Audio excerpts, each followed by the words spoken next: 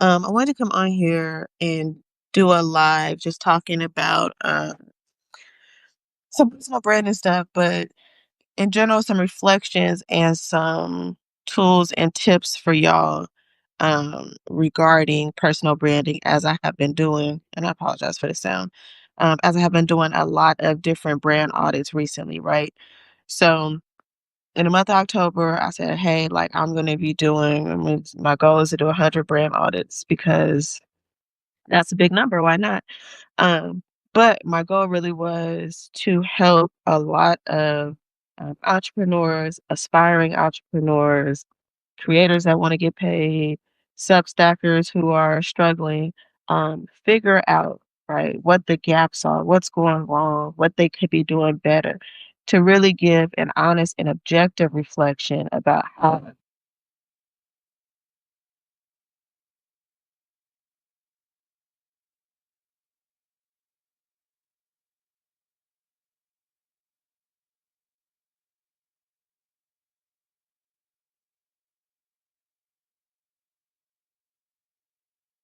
So the hype around it has changed. Some of the tools and metrics have changed.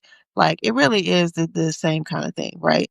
Um, but I think a lot of people struggle with it now because it seems so easy to do, right?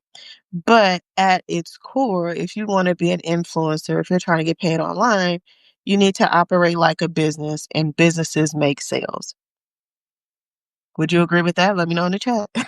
Okay. Businesses make sales, right? And so maybe you're not selling for money because a lot of people tell me that when I'm messaging people here on Substack, they're like, I just write because I love it. I don't want to make money. That sounds terrible. I'm an artist. I don't feel worthy of people paying me for my art, right? But you still want people to support it. That's a sale, right? Winning people over, getting people to subscribe to you, getting people to tune in to what you're doing is a sale. It's a transaction. It's a conversion, so to speak, right? So I did this past week, I did 12 brand audits.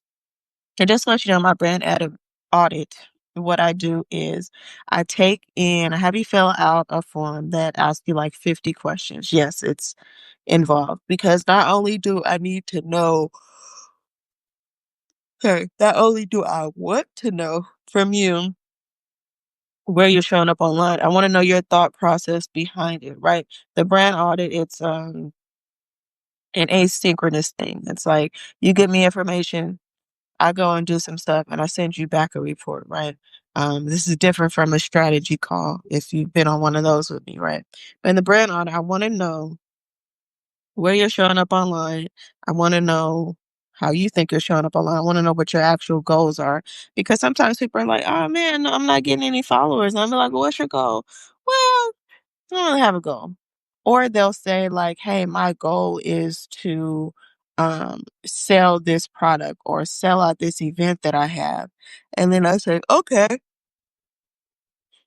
So another question is like, how often are you posting or not posting? So I want to know like what your actual goal is so that when I do the assessment, I can actually measure if you're reaching the goal, if you're close, like what are you using to do that, all this stuff. So you get this 50 like questionnaire that's asking you everything about your brand, your goals, how do you think you show up, what's your current messaging like, what other tools have you used, etc. And then I go into, data scientist mode. I go online and I pull up all the analytics for the social accounts that you're on. I do the market research on other brands that are similar to yours and I get their analytics on how they're showing up online. I analyze the type of content you're posting versus the type of content they're posting. I make suggestions about how to improve your content. I make suggestions about how to utilize platforms better. I make suggestions about your brand identity, both visual messaging, etc. I make suggestions about how to actually convert people. I go through and I even um, give you some samples of different content that you could be posting or making. And then I weigh that against, right? I go through and look at all that, like what's out there, and I weigh that against what you said. And then I give you a 3-step, everybody gets a 3-step quick win, simple strategy. Do like if your life depended on it and you wanted to improve your brand, do these 3 things next, right? And then I send that off to you and I wish you well, right? And so what I've been seeing through these brand audits are very kind of similar things, right? And so, yeah, so the brand audit, it takes me about, depending on how much information you give me and how, um, what's the word? How active you are on social. Because some people are like, I just started my Substack, but I don't know what to do or what to post. And some people are like, I got a Substack, a TikTok, a LinkedIn, a Snapchat, a blah, blah, and I'm looking at a lot of different platforms. So it takes me anywhere from like between 1 to 3 hours to do. And then your report is like anywhere from like 5 to 10 pages. And I give you visual examples and cues and everything and show you examples of kind of what you're doing wrong and all that kind of stuff, right? And so for the month of October, I've been offering these for $97. I don't know if you see my post, but I talked to my business coaching mentor. She was like, never again. Like, basically, you're giving this away for free, Brandy. And I don't know why you would do that. So if you want a brand audit, hit me up because it's never going to be this price again. Like $97, she said, is insane. And I'm going to, like I'm basically gonna run my business into the ground by trying to help people by doing something for nothing, right? All that to say, there are some common things that have been coming up in the brand audits that I think, sorry, y'all, that I think if I explain might make sense to you guys and you can go and kind of self-correct. The number one thing I'm seeing across the board in these brand audits and just on social media, etc. And often I want to bring this up too. When I meet people in real life from social media, I see this too, and that's inconsistency, right? Inconsistency in almost every way that you can imagine. Your Snapchat, um, TikTok, and Instagram all have different names, but you're selling the same product. Your avatar, right? Your profile photo, right? On Facebook is your logo, but on LinkedIn, it's a picture of you um, when you met Oprah. And then on LinkedIn, it's just the photo of you on your birthday because you had on a nice dress, right? The things don't align. Everything looks different from platform to platform. Or you've got 2 or 3 different names that you want to use. Like your Substack is um, Brittany Wright / I am poet / whatever, right? You're doing a lot of different things and it's inconsistent. Maybe, right? And I had this the other day. Somebody had a Substack and they're like, their Substack bio, which is a tagline that people see when they click on your profile, said, I'm a poet who writes about um, my experiences in life. Okay. Clicked on the notes section of their Substack. They had no notes. Okay. Which lets me know if you're not posting notes on Substack, you're probably not active. Went to their post on Substack. They had like a hot take review of Love is Blind. They reposted, um, it was like a commentary that somebody else did. They had pictures because they had just went to some kind of outdoor festival or party and not a single poem on their Substack, right? So it's inconsistent. So the first thing that people are going to look for, right, when they're coming to your profile, again, I say this all the time, whether or not you think you're building a personal brand, you are always branding. Okay. So when somebody comes to your page and they're like, if I'm new on Substack and I'm going to say, oh, I'm looking for poets, and I see your headline, I'm like, oh, let me subscribe. I might be just, impulsive and hit subscribe or follow. But then I see that you're posting stuff that's not poetry. I'm like, well, what is this? I feel lied to, cheated, right? I didn't get what I was expecting. I didn't get what you advertised, that you were a poet, because you are using social media as like your journal. I'm just gonna write whatever, and people are gonna just, I don't know. Deal with it, right? So the number one thing again that I'm seeing, inconsistency. You want to build a personal brand, the simplest thing that you can do right now is go to every platform that you are showing up at. And if you are taking your branding seriously and you realize I'm not going to be on these platforms, go and delete those accounts. Get off of Snapchat. Because if I go make a Snapchat right now and you're in my contacts, it's going to pop up. I'm going to say, oh, look, I didn't know Becky like a party like that. I thought Becky was a whatever, right? I'm going to see it. So if you don't want people to see it, go and make it inactive, delete it, whatever. For example, I have a Facebook and I have a business Facebook. My personal Facebook is just people who actually know me in real life. And most of those people I have known since, I first started Facebook, which is my first year of college. So it's high school people, people I went to high school with, people I went to college with, some people that I work with, family, right? Nobody goes on my personal Facebook for personal branding tips and advice. They go to my business page. My Facebook is private for that reason. Now, your Facebook might be private or your accounts might be private, but there are ways to get around that. If you're not comfortable with people seeing certain aspects of your life, don't post it, right? This gets tricky too with LinkedIn because people are like, well, LinkedIn is my professional life and I'm building a side hustle or something outside of that. I get it. Sorry, I'm itchy. But if you're building a personal brand, your personal brand encompasses who you are in totality, right? And so your LinkedIn should reflect the same personality, um, the it, the same person, and a similar brand identity to your side hustles. I have people all the time who follow me on Substack and then go add me on LinkedIn, right? And they see, well, I don't have the same picture because my Substack is really my podcast, but they see the same face. The name is the same. The name is consistent. They will go on LinkedIn and see me mention my Substack and my podcast, Brandy Was Here. Okay. It can't all be disjointed. It needs to be similar.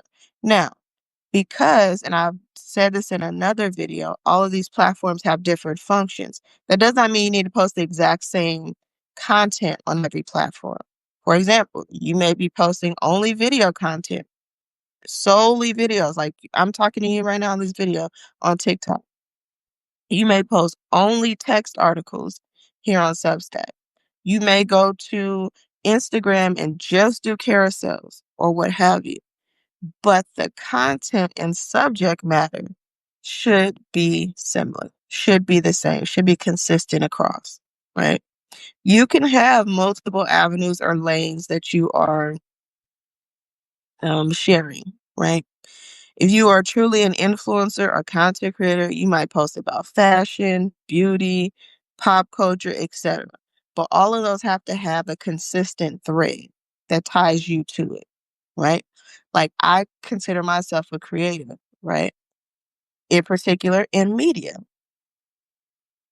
I have a podcast. I write. I'm a published author, right? I coach and speak. All of those are media related things.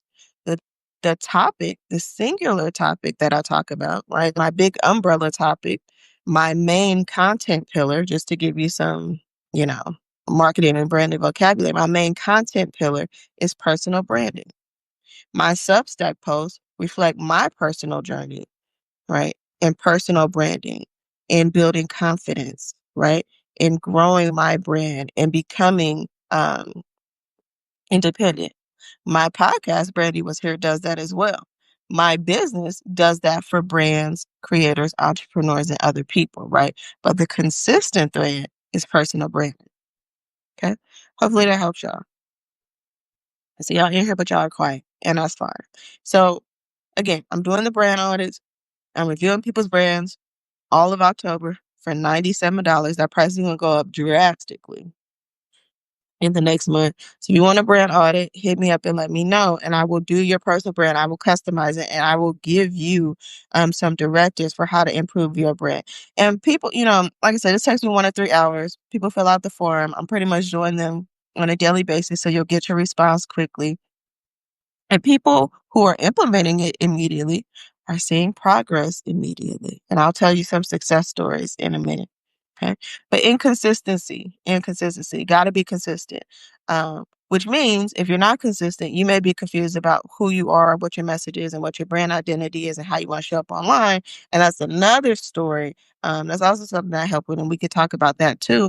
But you got to get that first before you can start showing up consistently. Okay? Does that make sense? Are y'all with me? Say something in the chat, somebody. All right. Um, the second thing that I'm noticing in these brand audits, right? The messaging. And I'm going to say this, and I'm going to keep saying this, I'm going to keep saying this. Stop using ChatGPT to write your content. If you are a person, and I'm saying this on Substack because I feel like I'm talking to creative people, but if you're a person that doesn't consider yourself creative, allow Substack to generate ideas. I'm not Substack. Allow ChatGPT to generate ideas for you.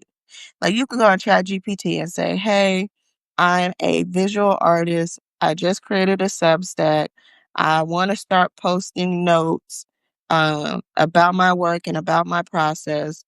Give me some ideas on topics that I can write about. Give me 20 to 30 different ideas on notes that I could create and let it generate those ideas for you. But the language should be your language. Right? ChatGPT language is very robotic. Keep in mind that ChatGPT and AI is generative, so it can only provide to you what has been provided to it. And the things that have been provided to it don't necessarily come from you. So basically, they're pulling from different sources on the internet to try and piece together some language and sentences for you. I can promise that you're a better writer than ChatGPT. I can also promise that every time you post something with all them damn emojis, people know that's ChatGPT. Right?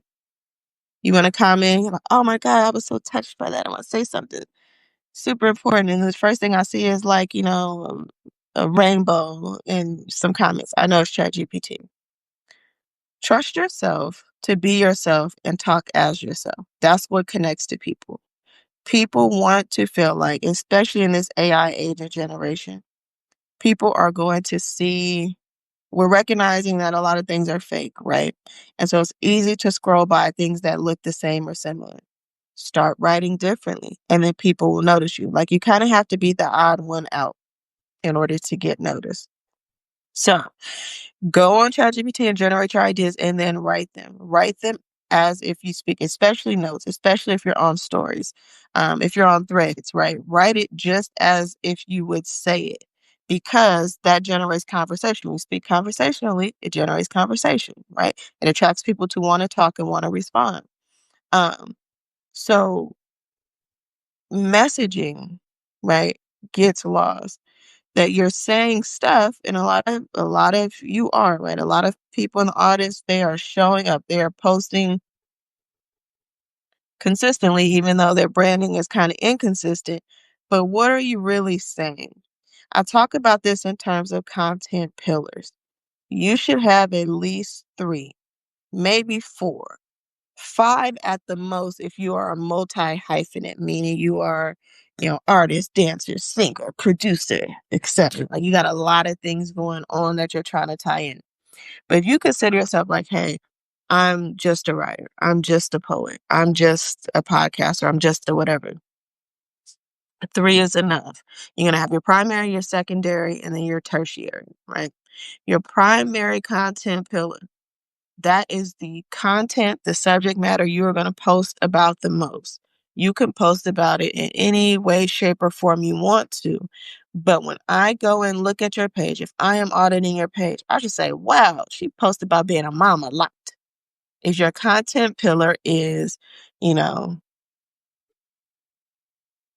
motherhood, motherhood made easy. Okay. If your content pillar is, you know, um, erotic poetry, right? Whatever that is. Write it, right? That should show up consistently. So if you have a schedule, and I do tell people to post consistently, that doesn't mean post every day. Let's say you're posting 3 times, or let's say you're posting 4 times a week out of 7 days. 2 of those posts, 2 pieces of that content should be on your primary content pillar. Okay. Two. Okay. If you're posting every day, 4 to 5 should be that primary content pillar. You are really driving that home. So let me go back to my first example. Your whole platform is about motherhood made easy. You arrive from this, your personal brand is like, hey, I'm a mom, but I'm not a stressed out mom. Motherhood does not have to take up all your time and all your energy, and you can still be you and, do your thing and be an awesome mom as well. That is your platform. So now, you're posting every day, right?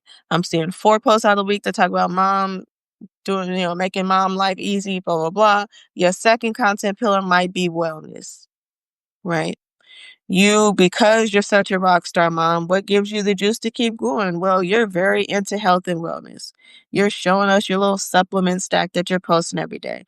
You're showing us the healthy meals. You're taking us with you to your Pilates class, whatever it is, your wellness stuff.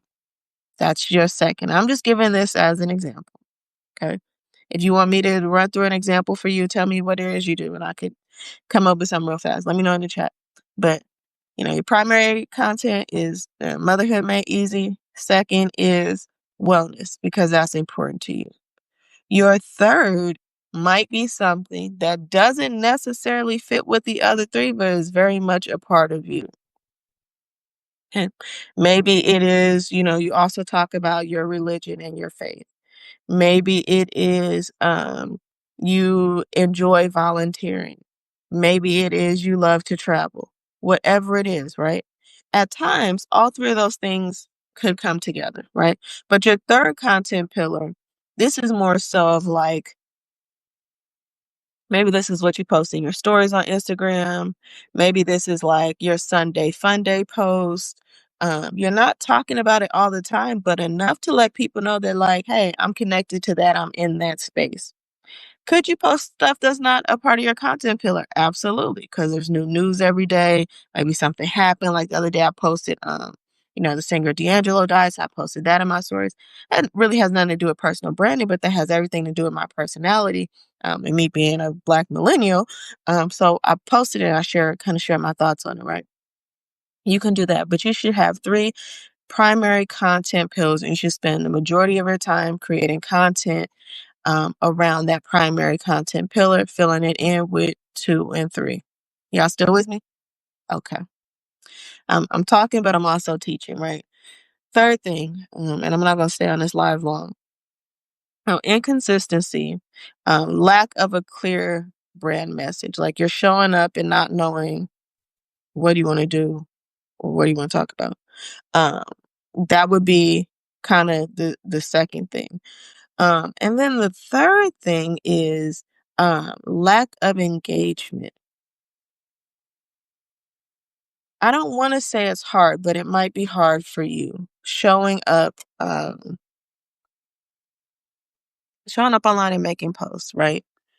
Um, And this is why I say really narrow down. Like, you don't need to be on every platform. You need to be where your people are.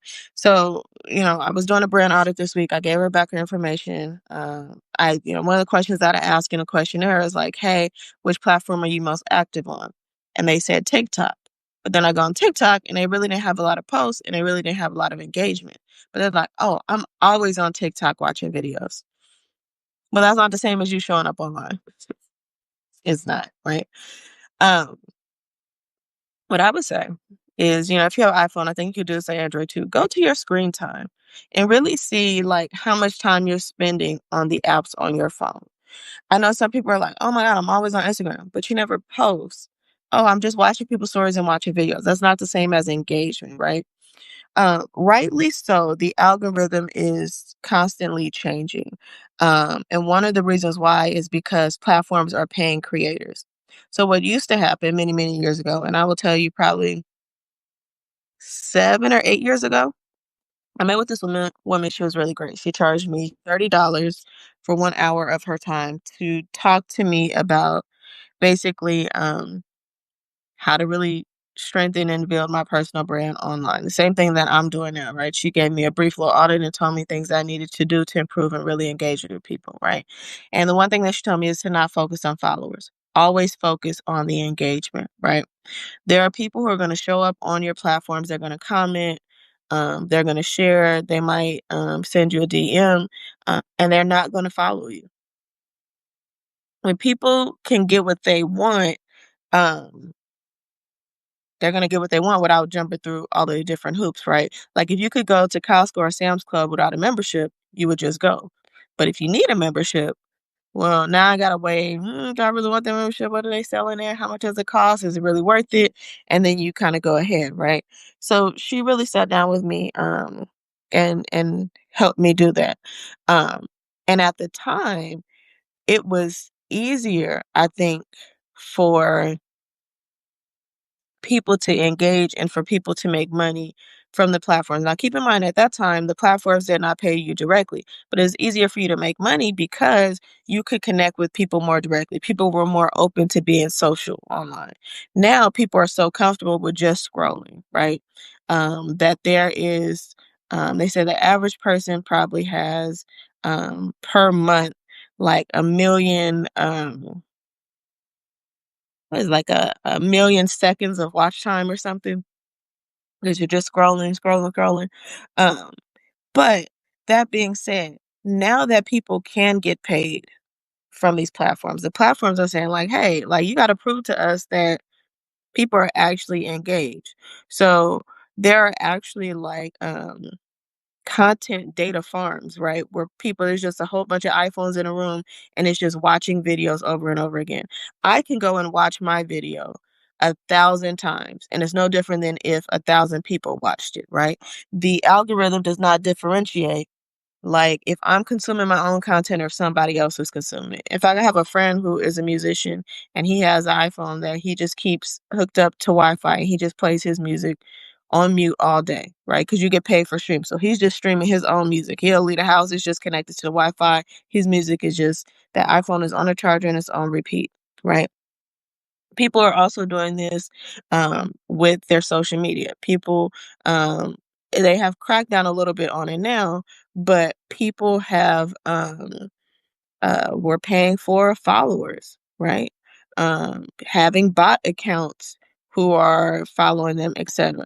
So, social media platforms are like, hey, we're gonna give you money. We need to know that people are really engaged. So where it used to be that likes, um, and views were really ruling the algorithm. Like, oh, somebody's got 1 million views, right? Now it's so easy to go viral. So many people, I have viral posts, right? Which doesn't necessarily mean anything anymore.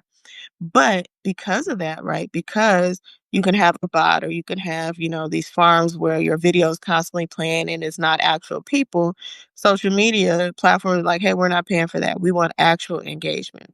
So then it went from views, right, to likes, right? I'm talking about what the algorithm prioritized views to likes.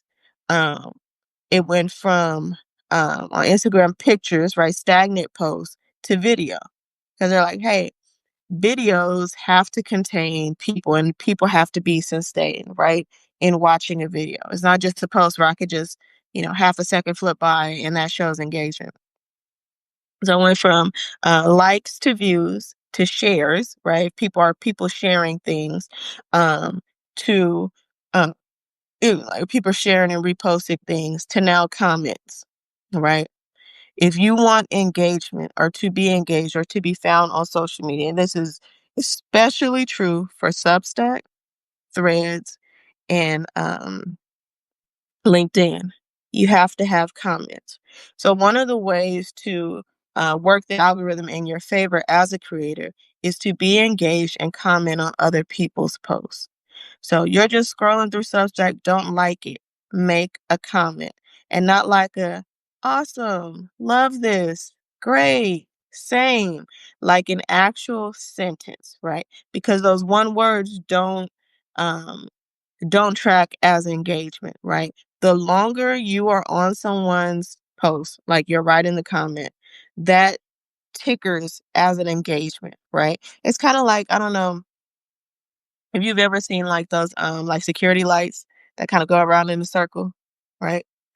If if you think of a comment like a circle and I start here, right? And then it's coming around and I just say same By the time it comes back around, I'm gone now. So it hasn't tracked, right? So you need to come back around. You need to be writing comments to people. And then the algorithm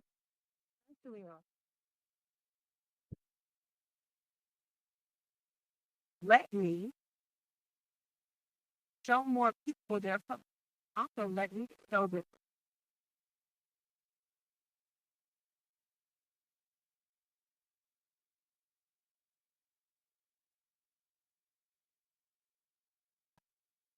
like you said, if go and make the comments. If you were just showing up online to just simply scroll, you're not going to get the engagement that you're looking for. You have to be engaged. And that's what I'm constantly seeing on people's audits. You're on Instagram and you got maybe like 1,000 followers and you're following 0 people. Why? You're on Substack and you're not subscribed to anybody else's Substack, but you're like, subscribe to me. Why? Okay. You have to be engaged on these platforms if you are wanting to and wishing to grow. The last thing that I will say about personal branding and the audience, like, you're either gonna do it or you're not, right? If you're gonna post anyway, why not post? Why not learn how to post and contribute in a way that gets you to the goal that you say you want? I did audits with people. I'm like, hey, here's what I did. You're like, oh, thank you so much, but I actually think I'm gonna do blah blah blah. Actually, I saw somebody else doing blah blah blah. Like, if you hire me to help you, take the help and do the thing. Otherwise, you could spend 10 years posting and then you say, well, I guess I'm not a good writer. Nobody's coming to my Substack. Nobody's this, nobody's that, right? You are the creative. And you can use your creativity to really drive sales and make a living for yourself.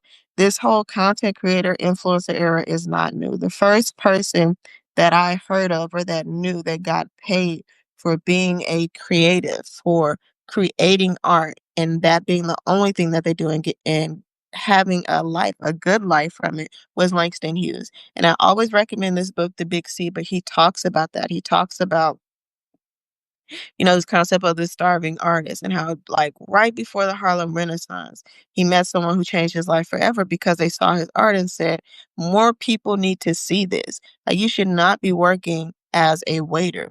You should be writing. And I am going to support you in that, right? This is where the whole concept of the patron funded arts comes from. People are going to support the art because they believe in the power of the work. But if you keep showing up online, like your work is just some random thing, right? Then people don't see value in it and they don't want to support it, right? If it's nothing to you, if you're being nonchalant about it and you don't want to tell people about it and you're like, oh my God, I just can't post. It's so stressful, it's so hard. Like, I don't want to support that. I want to support the confident creative who says, I'm an artist. Here is my art. Right. And that's what people are looking for. People are looking for authenticity now because we're drained and tired of the AI, of the deep fakes, of, you know, all these things that we think are true and it's not. People are looking for the true. And if you can show up as your true self, then you are going to win again and again. If you can show up as a human and actually engage with other humans, you are going to win again and again. It may not be immediate, right? And I always say that. And then I just have the one client who does what I say and then they, start making $1 million. I don't think I have a client that made $1 million yet, but they just take off. And then I have the person who's like, Brandy, I did what you said for 3 days and it didn't work. And I'm saying give it more time, right? That being said, I have, again, done this for the last 10 years. It is what I love to do. I like making these videos and going on live and helping people. And I'm going to be doing that exclusively in Bali. Yes, we're going to Bali. I had announced this trip earlier in the year, and it's actually happening in 2026. And people said, hey, that's too soon. I said, great. I got some interest. I had to make a switch with our travel provider because I felt like they were charging a little too much for the trip and I wasn't getting kind of what I wanted to get. But this trip, I've been able to design exactly how I think is going to benefit people most. It is designed for creatives. It is designed for you to have a creative reset because I want you to find your spark again. I don't want you to think that you know, because I'm a creative and I want to get paid now, this feels has to feel like a job that I hate. I want you to find your passion. I want you to develop your confidence. I want you to build a personal brand that you don't have to escape from, one that pays you simply for being you and producing the art that you want to produce. And so this trip to Bali, it's going to be March 27th through April 2nd, 2026. I would love to have you go with me. If you're interested, go ahead and comment Bali. We're going to be, it's 6 nights, 7 days. It is pretty much all inclusive. I think there's one day of where you don't have a meal included, double occupancy rooms, transportation from the airport. You do have to purchase your own airfare. We have excursions built in. We're pretty much staying at a resort, so you'll have an on-call masseuse. We'll have a private chef. It's gonna be lit, and we are going to go in and find our spark. We're gonna be rejuvenated, reactivated, and we're gonna come back stronger than ever. It is for creatives, and it is, essentially a personal branding creative reset. And so you'll have some workshops with me if you choose to. You can have some personal and private coaching with me, but we're going to go and have a good time as creatives. And we're going to build together. We're going to build community. And I'm so excited to be doing this. I have done retreats before, like 1 day retreats, and I've done kind of online virtual retreats, but this will be kind of my first time big in person retreat. And we're doing it with the bang in the beautiful country of Bali. So I'll be posting more information about that, about how you can get involved. But if you can't make it out to the retreat, which you should definitely try to make it, we have flexible payment option plans. Like I said, I let go of another travel provider to go with this one, and to kind of plan the retreat more independently so that we could lower the price. So this is not going to be like, a $3,000 trip. Okay.